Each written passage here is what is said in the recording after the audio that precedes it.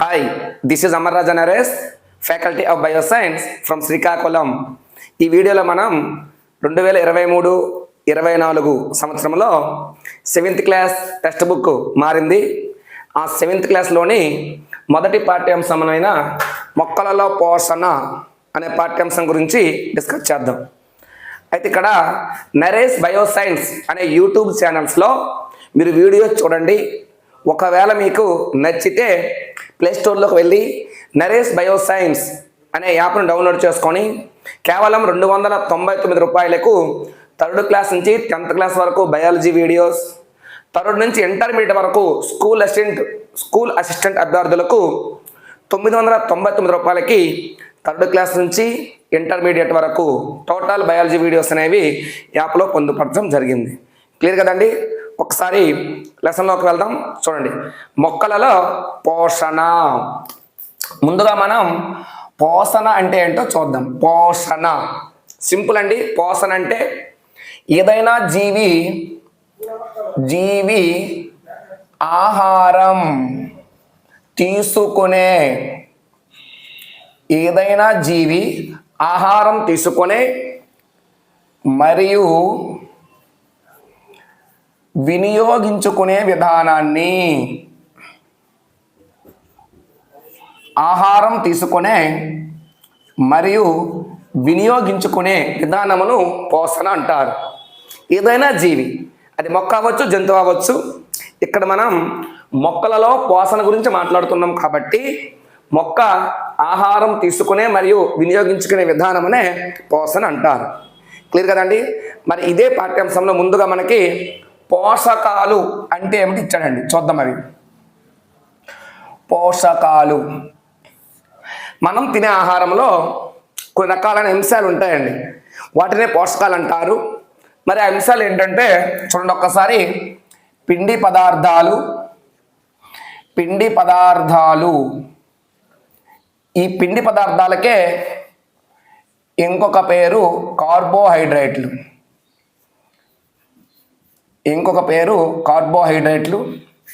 అదేవిధంగా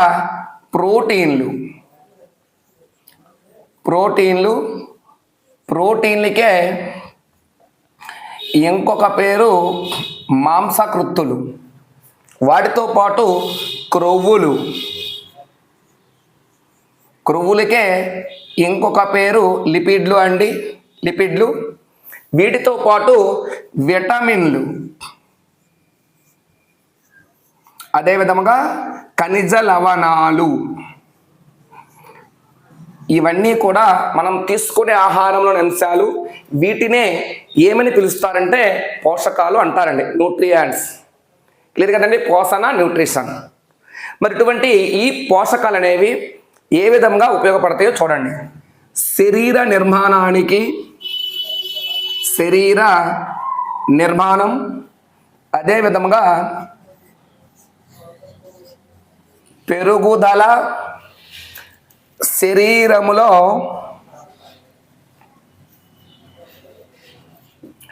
వివిధ అవయవాల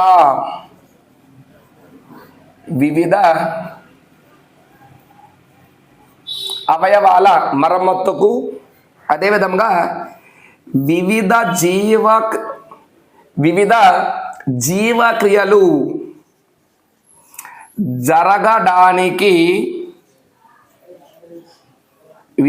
జీవక్రియలు జరగడానికి అవసరమైన శక్తిని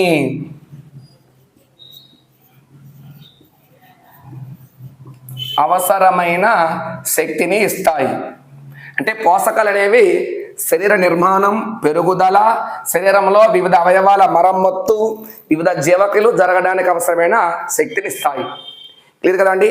ఇటువంటి పోషకాలు తీసుకునే మరియు వినియోగించుకునే విధానం ఏమంటామంటే ఇక్కడ పోషణ అని పిలవడం జరిగింది. మరి ఇటువంటి పోషణ మొక్కలలో 2 రకాలండి. ఒకటి స్వయం పోషణ, ఆటోట్రోపిక్ న్యూట్రిషన్. సెకండ్ వన్ పరపోషణ. స్వయం పోషణ, సెకండ్ వన్ పరపోషణ, హెటెరోట్రోపిక్ న్యూట్రిషన్. స్వయం పోషణ అంటే చూడండి, మొక్కలు లేదా జీవులు మొక్కలు లేదా జీవులు సరళ పదార్థాల నుండి సొంతముగా తమకు తామే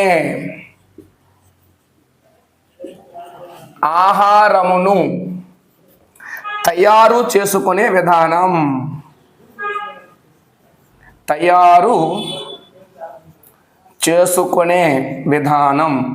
దీన్నే ఏమంటామంటే స్వయం పోషణ. చూడండి ఒక్కసారి, జీవులు ఇక్కడ మొక్కల్లో పోషణ కాబట్టి మొక్కలు సరళ పదార్థాల నుండి, అవి కార్బన్ డైఆక్సైడ్ అవ్వచ్చు, వాటర్ అవ్వచ్చు, సరళ పదార్థాల నుండి సొంతంగా తమకు తామే ఆహారాన్ని తయారు చేసుకునే విధానమును స్వయం పోషణ అంటారు. అలా కాకుండా పరపోషణ అంటే చూడండి, జంతువులు మరియు ఇతర జీవులు మొక్కలు తయారు చేసిన ఆహార పదార్థాలను తీసుకోవడమే పరపోషణ. అంటే ఇక్కడ స్వయం పోషకాలుగా ఎవరుంటారంటే ఆకుపచ్చని మొక్కలు,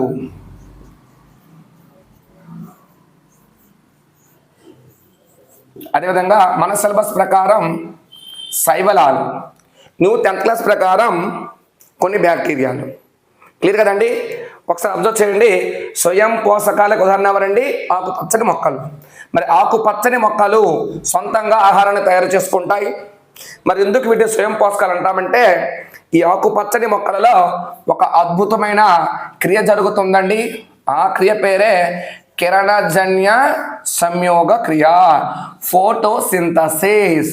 ఇప్పుడు మనం ఈ కిరణజన్య సంయోగ క్రియ కోసం ఒకసారి డిస్కస్ చేద్దాం. క్లియర్ కదండి? కిరణజన్య సంయోగ క్రియ, ఫోటోసింథసిస్. కిరణజన్య సంయోగ క్రియ కరెక్ట్గా చూడండి కాన్సెప్ట్. ఫోటోసింథసిస్ ఆకుపచ్చని మొక్కలలోని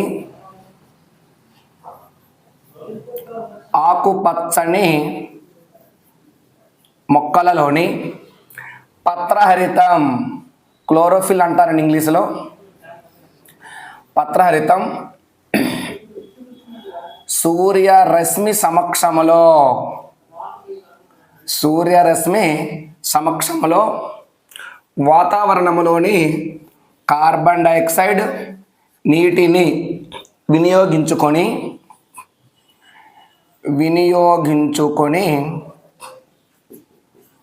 పిండి పదార్థాలు లేదా గ్లూకోజులు లేదా కార్బోహైడ్రేట్లు, మీ ఇష్టం,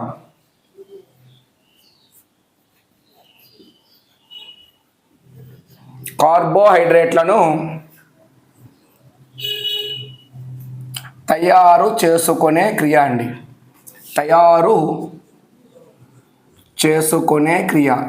ఇదే కిరణజన్య సంయోగక్రియ. మొక్కలు స్వయం పోషకాలు అని పిలవడానికి కారణం కిరణజన్య సంయోగక్రియ. ఇక్కడ చూడండి, ఆకుపచ్చని మొక్కలలోని ఎవరండి? పత్రహరితం అంట సూర్యరశ్మి సమక్షంలో కార్బన్ డైఆక్సైడ్, నీటిని వినియోగించుకొని కార్బోహైడ్రేట్లను తయారు చేసుకునే క్రియ కిరణజన్య సంయోగక్రియ. చూడండి, క్లియర్గా రాసి ఉంటాడు సమీకరణం. 7th క్లాస్లో సమీకరణం మనం అలాగే రాయాలి. మనం కార్బన్ డైఆక్సైడ్ ప్లస్ నీరు గివ్స్ రైస్ టు పిండి పదార్థాలు లేదా కార్బోహైడ్రేట్లు అండి. పిండి పదార్థాలు ప్లస్ ఆక్సిజన్ ప్లస్ నీరు. ఎవరండి కిరణజన్య సంయోగం జరుపుతున్నారు? పత్రహరితం. ఎవరి సమక్షంలో? సూర్యరశ్మి సమక్షంలో. ఇది కిరణజన్య సంయోగ సమీకరణం. ఇంతకీ ఈ కిరణజన్య సంయోగం ఎక్కువగా పత్రాలు, టెక్స్ట్ బుక్లో ఆకు అన్నాడండి. ఆకులో తయారవుతుంది కాబట్టి ఆకును మొక్క యొక్క ఆహార కర్మాగారాలు అంటారండి. దీనిని మొక్క యొక్క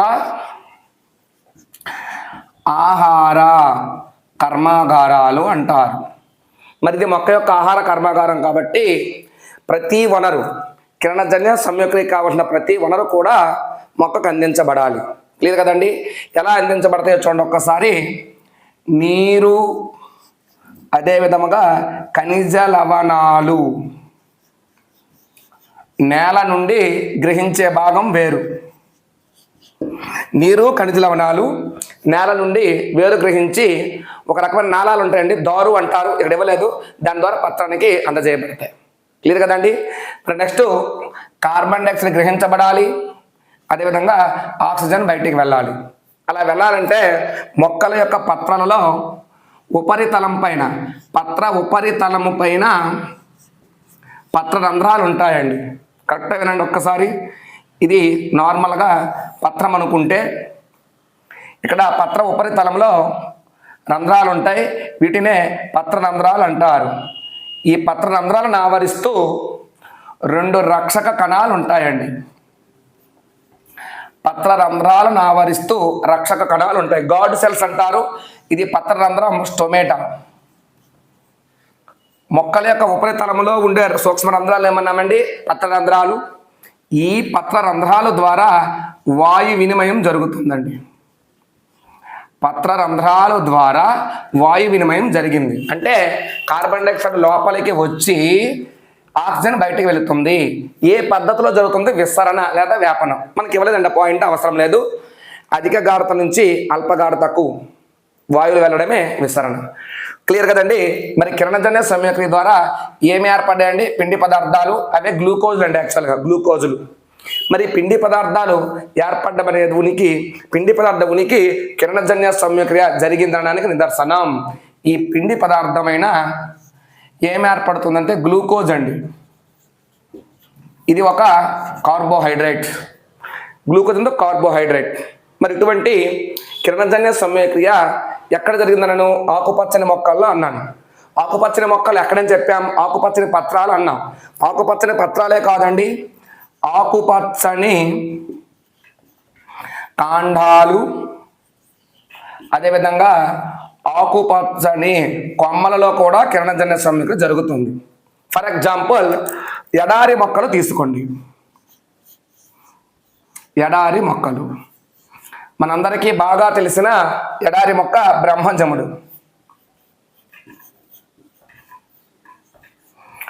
బ్రహ్మజముడు అండి. ఈ ఎడారి మొక్కలు నీటిని తక్కువగా తీసుకుంటాయి. మరి అందరికీ తెలిసిన విషయమే. చూడండి ఒక్కసారి, మొక్కలు అనేవి పత్ర రంధ్రాల ద్వారా ఆవిరి రూపంలో నీటిని బయటికి పంపిస్తే అప్పుడప్పుడు ఆ ప్రక్రియను ఏమంటామంటే మనం బాష్పోత్సేకం అండి. మొక్కలు పత్ర రంధ్రాల ద్వారా అధికమైన నీటిని ఆవిరి రూపంలో బయటకు పంపడమే బాష్పోత్సేకం. అంటే పత్ర రంధ్రాలు ఇక్కడ 2 రకాల పనులు చేస్తాయి. 1 వాయు వినిమయం, 2 బాష్పోత్సేకం. ఎడారి మొక్కలలో బాష్పోత్సేక నివారణకు ఈ పత్రాలు అనేవి చూడండి, ఇక్కడ ఉంటే తెల్లగా ఉంటే పత్రాలు అనేవి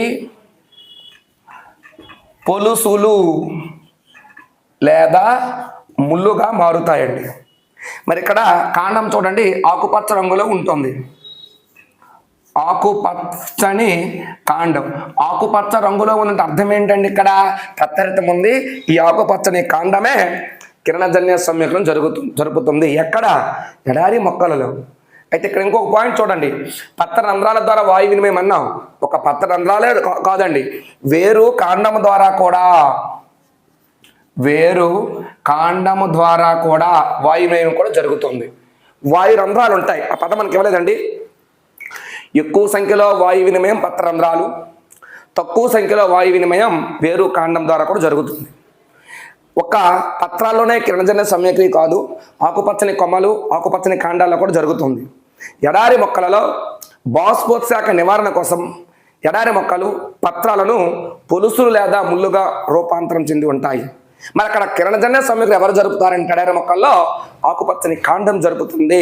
మీకు ఇండైరెక్ట్గా తెలియవలసింది ఏంటంటే కిరణజన్య సంయోక్రియ పత్రాల్లో మాత్రమే కాదు, కాండము ఆకుపచ్చని భాగాలన్నింటిలో కూడా జరుగుతుంది అని అర్థం. క్లియర్ కదండి. మరి ఇక్కడ కొన్ని రకాల పత్రాల్లో ఆకుపచ్చ రంగులో ఉండవు, ఎరుపు గోధుమ వర్ణ రంగులో ఉంటాయి. అంటే అర్థం ఎరుపు గోధుమ వర్ణకాలు, ఎరుపు గోధుమ రంగు వర్ణకాలు పత్రారితాన్ని కప్పి ఉంచేస్తాయండి.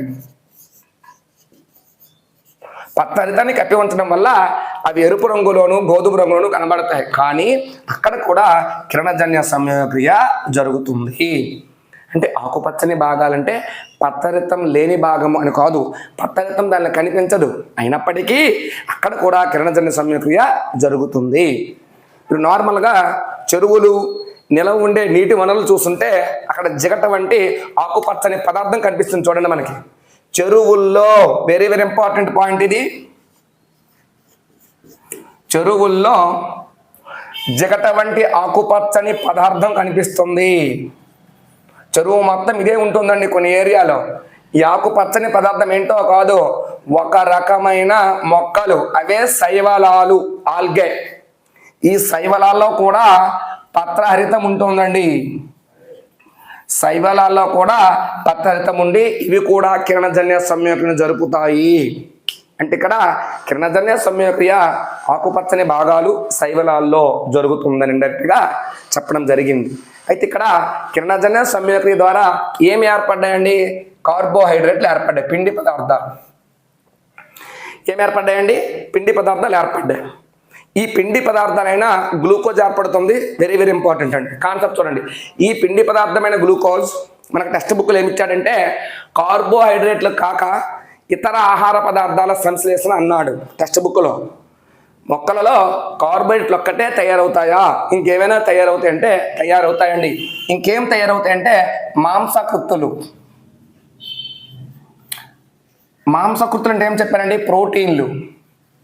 ఇంకేం తయారవుతాయండి? క్రొవ్వులు తయారవుతాయి. ఇక్కడ పిండి పదార్థం పేరు గ్లూకోజ్ అన్నాం. Glucose formula C6H12O6. అంటే గ్లూకోజ్లో ఉండే మూలకాలు కార్బన్, హైడ్రోజన్, ఆక్సిజన్. క్రొవ్వుల్లో కూడా సేమ్ మూలకాలు, కానీ మాంసకృత్తుల్లో అధికముగా ఉండే మూలకం నత్రజని. Very very important. మరి గాలిలో అధికంగా ఉండే మూలకం కూడా నత్రజని. ఆ వాయు రూపంలో ఉండే నత్రజని మొక్కలు డైరెక్ట్గా తీసుకోలేవు. మరి నైట్రోజన్ లేకపోతే మొక్కలో ఏం తయారావు? మాంసకృత్తులు తయారావు. కిరణజన్య సంయోగక్రియ ద్వారా ఏం తయారైందండి? పిండి పదార్థాలు. ఈ పిండి పదార్థాల్లో ఉండే మూలకాలు లేదా అంశాలైన కార్బన్, హైడ్రోజన్, ఆక్సిజన్, ఇతర అంశాలైన మాంసకృతులు, క్రొవ్వుల తయారీలో పాల్గొంటాయి. మరి రెండిట్లో కూడా కార్బన్, హైడ్రోజన్, ఆక్సిజన్ ఉంది. కానీ ప్రోటీన్లో ఎక్స్ట్రాగా ఎవరున్నారండి? నైట్రోజన్ ఉంది. ఆ నైట్రోజన్ వాతావరణం ఎక్కువగా ఉంది. వాయు రూపంలో ఉండే నైట్రోజన్ డైరెక్ట్గా మొక్కలు శోషించుకోలేవు. దానిని శోషించుకునే విధముగా మార్చేవి ఎవరంటే కొన్ని రకాలైన బ్యాక్టీరియాలు. మనకి టెక్స్ట్ బుక్లో ఏమి ఇస్తారో అదే చెప్తున్నా. ఇది SGT సిలబస్ కాబట్టి. బ్యాక్టీరియా పేరు రైజోబియం ఉంటుంది, అన్నీ అవసరం. ఇక్కడ మొక్కలకు వినియోగించుకునే రూపంలో వాయు రూపంలో ఉన్న నత్రజనిని మొక్కలు వినియోగించుకునే రూపంలోకి మార్చేవి ఎవరంటే బ్యాక్టీరియాలు. మరి మొక్కలకు నైట్రోజన్ అవసరమా లేదా? అందుకే రైతులు NPK ఎరువులను చల్లుతారు. మొక్కకు పుష్కలంగా నైట్రోజన్ కూడా అవసరం. పప్పు ధాన్యాలు తయారవుతాయి. పప్పు ధాన్యాలు ఎక్కువగా ఉంటే మాంసకృత్తులు లేదా ప్రోటీన్స్. క్లియర్ కదండి? ఇప్పుడు మనం పరపోషణ విధానం గురించి డిస్కస్ చేద్దాం. నెక్స్ట్ పరపోషణ, హెటెరోట్రోపిక్ న్యూట్రిషన్.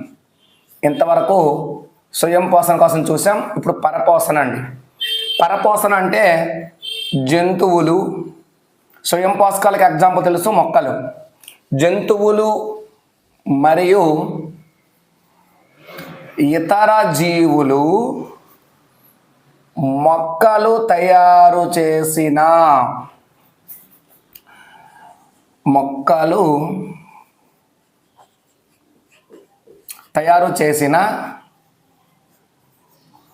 ఆహారమును తీసుకుంటాయి. వీటిని పరపోషకాలు అంటారు. వీటిని ఏమంటారంటే పరపోషకాలు అంటారు. మరి ఇటువంటి పోషణ విధానాన్ని ఏమంటామంటే పరపోషణ అంటాం. చూడండి ఒక్కసారి. జంతువులు మరియు ఇతర జీవులట మొక్కలు తయారు చేసుకున్నాయి కదండి ఆహార పదార్థాలు, వాటిని తీసుకుంటాయి. అంటే మొక్కలపై ఆధారపడ్డాయి కాబట్టి వీటిని పరపోషకాలు అంటాం. ఇటువంటి పోషణ విధానాన్ని పరపోషణ అంటాం. మరి మొక్కలలో వివిధ రకాల పరపోషణ విధానాలు ఉంటాయి. ఒక్కొక్క దాని గురించి ఇప్పుడు మనం డిస్కస్ చేద్దామండి. మొక్కలలో వివిధ రకాల పోషణ విధానాలు. ఒకటి పరాన్న జీవనం, పారాసైటిక్ న్యూట్రిషన్, పరాన్న జీవనం అండి. సెకండ్ వన్ కీటకాహార జీవనం, కీటకాహార జీవనం, వీటికే ఇన్సెక్టివరస్ ప్లాంట్స్ అంటారండి. నెక్స్ట్ థర్డ్ వన్ పూతికాహార జీవనం, సాఫ్రోఫైటిక్ న్యూట్రిషన్. లాస్ట్ వన్ సహజీవనం, సింబయాసిస్ అంటారండి. చూద్దాం ఒక్కసారి. పరాన్న జీవనం చూద్దాం. పరాన్న జీవనం జరిపే మొక్క ఎవరంటే కస్కుట అండి. కస్కుట, కస్కుటాకి ఇంకొక పేరు బంగారు తీగ అండి. ఈ కస్కుట మొక్క పసుపు రంగు తీగ వలె చెట్లు కాండాలను కొమ్మలను పెనవేసుకుని ఉంటుంది. మరి ఇటువంటి కస్కుట మొక్కలో పత్రహరితం ఉండదు. పత్రహరితం అనేది ఉండదు. పత్రహరితం ఉండదు కాబట్టి ఇతర మొక్కలపై ఆధారపడి పెరుగుతుంది. ఏ మొక్కపై అయితే ఈ కస్కుట ఆధారపడుతుందో ఆ మొక్కను ఏమన్నామంటే అతిథేయి అన్నామండి. అతిథేయి. మరి ఆధారపడింది కాబట్టి ఈ కస్కుటాని ఏమని పిలుస్తామంటే పరాన్నజీవి అంటామండి. పరాన్నజీవి. ఇక్కడ ఇది అతిథేయిలోనికి ఒక రకమైన ప్రత్యేకమైన నిర్మాణాలు ఏర్పరుస్తాయి. శోషకాలు లేదా హిస్టోరియాలు అంటారు, ఆ పాయింట్ ఇవ్వలేదు. అతిథేయి కణజాలంలోనికి ఇది ఒక రకమైన నిర్మాణాలను ఏర్పరిచి అతిథేయి నుండి పోషకాలను గ్రహించి అతిథేయికి నష్టం కలిగిస్తుంది. ఈ విధముగా ఏదైనా ఇతర జీవులపై ఆధారపడి ఆ జీవికి నష్టం కలిగించే పోషణ విధానాన్ని పరాన్న జీవనం అంటారు. మనకి ఎగ్జాంపుల్ ఇంపార్టెంట్ అండి. పరాన్న జీవనం జరిపే మొక్క కస్కుట, పత్రహరితం ఉండదు, ఇతర మొక్కలపై ఆధారపడుతుంది. ఆధారపడే మొక్కను అతిథేయి అంటారు. ఏదైతే ఆధారపడుతుందని పరాన్నజీవి అంటారు. అతిథేయికి నష్టం కూడా కలిగిస్తుంది. క్లియర్ కదండి. నెక్స్ట్ చూడండి, కీటకాహార జీవనం. అద్భుతం. కొన్ని మొక్కలు కీటకాలను తింటాయండి. అంటే నత్రజని లోపించిన నేలలలో నైట్రోజన్ కోసం, నత్రజని అనే నైట్రోజన్ అని ఒకటే, నైట్రోజన్ కోసం కొన్ని మొక్కలను కీటకాలు తింటాయి. ఎగ్జాంపుల్ ముందు చూద్దాం. మొక్క పేరు ఎవరంటే నెపంతిస్ అండి. నెపంతిస్. దీనికే పిక్చర్ ప్లాంట్ అంటారండి. నెపంతిస్ పిక్చర్ ప్లాంట్, కూజా మొక్క అంటాం. ఈ నెపంతిస్ మొక్క నత్రజని లోపించిన నేలలో పెరుగుతుంది. ఈ నెపంతిస్లో పత్రహరితం ఉంటుంది. ఆహారాన్ని సొంతంగా తయారు చేసుకుంటుంది. కానీ నైట్రోజన్ కోసం కీటకాలను బంధిస్తుంది. ఇలా బంధించడానికి అనువుగా దీని పత్రం అనేది కూజ ఆకారములో ఏర్పడి ఉంటుందండి. కూజ ఆకార పత్రం. ఈ పైన మూత ఉంటుంది. మధ్యలో చిన్న చిన్న సన్నని వెంట్రుకల నిర్మాణాలు ఉంటాయండి. ఈ మూత పైన కూజ అంటే కూజా పైన మూత ఉంటుంది. ఇక్కడ మైనం ఉంటుంది. ఏదైనా కీటకం వారిని వెంటనే లోపలికి జారుతుంది. ఈ వెంట్రుకల మధ్య కీటకం ఉండిపోతుంది. ఈ లోపల జీర్ణక్రియ ఎంజైములు ఉంటాయండి. నెపంతిస్ మొక్క లోపల ప్రోటియోలైటిక్ ఎంజైమ్లు అంటారు. యాక్చువల్గా జీర్ణక్రియ ఎంజైమ్స్ ఉంటాయి. ఎంజైమ్స్ పని ఏంటంటే సంక్లిష్ట ఆహార పదార్థాలను సరళ ఆహార పదార్థాలుగా మార్చడం. మరి ఇక్కడ సంక్లిష్టమైన కీటకం లోపలికి వచ్చినప్పుడు దాన్ని ముక్కలు చేసి ఆ కీటకాల్లో నైట్రోజన్ ఎక్కువగా ఉంటుంది.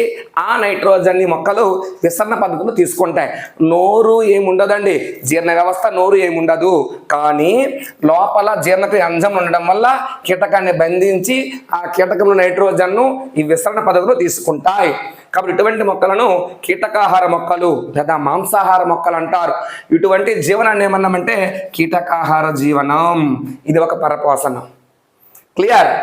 నెక్స్ట్ చూడండి, పూతికాహార జీవనం. చనిపోయిన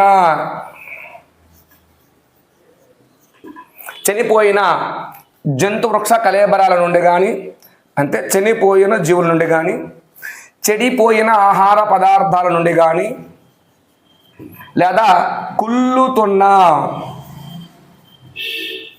ఆహార పదార్థాల నుండి కానీ పోషకాలను తీసుకునే జీవులనే పూతికాహారులు అంటారు. సాఫ్రోపైడ్స్. ఇటువంటి జీవనాన్ని పూతికాహార జీవనం అంటాం. చూడండి, రొట్టెల పైన మీకు బూజు కనబడుతుంది. అది ఒక పూతికాహార జీవి. పచ్చళ్ళ పైన, చెడిపోయిన రొట్టెల పైన, అప్పుడప్పుడు వర్షాకాలంలో కుళ్ళిపోయిన గడ్డి పైన పుట్టగొడుగు అనే ఒక శిలీంధ్రం పెరుగుతుంది. అంటే ఇండైరెక్ట్గా పూర్తికాహార జీవనానికి ఉదాహరణగా ఎవరిని చెప్పుకుంటామంటే మనం శిలీంధ్రాలు. మనకి ఇక్కడ టెక్స్ట్ బుక్లో ఒక 2 శిలీంధ్రాల పేర్లు ఇచ్చాడు. ఒకటి ఈస్టు, 2 పుట్టగొడుగు. ఇవన్నీ కూడా మనకు ఉపయోగకరం. కొన్ని శిలీంధ్రాలు మాత్రం మనకు వ్యాధులను కలిగిస్తాయి. అంటే ఇక్కడ ఈ శిలీంధ్రాలు అనేవి చెడిపోయిన ఆహార పదార్థాలపైన ఒక రకమైన ప్రత్యుత్పత్తి నిర్మాణాలను ఏర్పరుస్తాయండి. ఆ ప్రత్యుత్పత్తి నిర్మాణాలే సిద్ధ బీజాలు. అవి గాలి ద్వారా వ్యాపిస్తాయి. చూడండి ఒక్కసారి, ఇతర జీవిపై ఆధారపడితే పర్ణజీవనం, కీటకాలను బంధిస్తే కీటకాల జీవనం, చనిపోయిన జంతు వృక్ష కళాభరాల నుండి కానీ, చెడిపోయిన ఆహార పదార్థాల నుంచి కానీ, కుళ్ళిపోతున్న ఆహార పదార్థాల నుంచి కానీ పోషకాలను తీసుకోవడమే పూర్తికాహార జీవనం. శిలీంధ్రాల ఎగ్జాంపుల్. దీనిలో పత్రహితం ఉండదు కాబట్టి ఆహారం కోసం చనిపోయిన జీవులపై ఆధారపడతాయి. క్లియర్ కదండి. Next very very very important, సహజీవనం. 2 జీవులు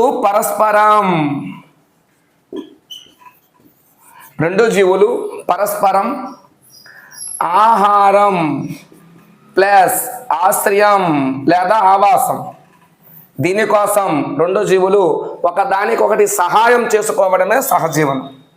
చూడండి, 2 జీవులు ఆహారం ఆశ్రయాన్ని పంచుకుంటాయి ఒకదానికొకటి. అటువంటి జీవన విధానమే సహజీవనం. Very very important.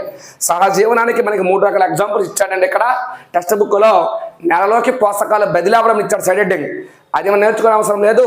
అందులో ఉండే మ్యాటర్ సహజీవనం కోసం ఉంటుంది. చూద్దాం. సహజీవనానికి ఎగ్జాంపుల్ 1 వేరు, దాంతోపాటు శిలీంధ్రము. చూడండి, ఫస్ట్ ఎగ్జాంపుల్ ఇది. సెకండ్ ఎగ్జాంపుల్ లెగ్యూమినేసి కుటుంబపు మొక్కలు, అదేవిధంగా rhizobium bacteria, rhizobium. Third one example lichens. Third one లైకెన్లు. ఇవన్నీ సహజీవనానికి ఉదాహరణ. ఫస్ట్ చూడండి, వేరు శిలీంధ్రం అన్నాడండి. వేరు శిలీంధ్రం కరెక్ట్గా అబ్జర్వ్ చేయండి. కొన్ని మొక్కలలో వేర్లు అనేవి ఉండి అవి ఏం చేస్తాయంటే నీటిని ఖనిజ లవణాలను శోషించుకునే గుణం ఉండదు. ఫర్ ఎగ్జాంపుల్ ఫైనస్ మొక్క. ఫైనస్ అనే పదం మనకి ఇవ్వలేదండి. నీటిని ఖనిజ లవణాలను శోషించుకునే గుణం వాటికి ఉండదు. అయితే వీటి మధ్యలో శిలీంధ్రం అనేది తంతు రూపంలో ఉంటుంది. ఈ శిలీంధ్రం వేరుకి నీటిని ఖనిజ లవణాలు అందిస్తే వేరు శిలీంధ్రానికి ఆహారాన్ని అందిస్తుంది. ఎందుకంటే శిలీంధ్రం అనేది పత్రహితాన్ని కలిగి ఉండదు కాబట్టి. ఈ విధముగా 2 ఒకదానికొకటి సహాయం చేసుకున్నాయి కాబట్టి ఇటువంటి జీవనాన్ని సహజీవనం అంటాం.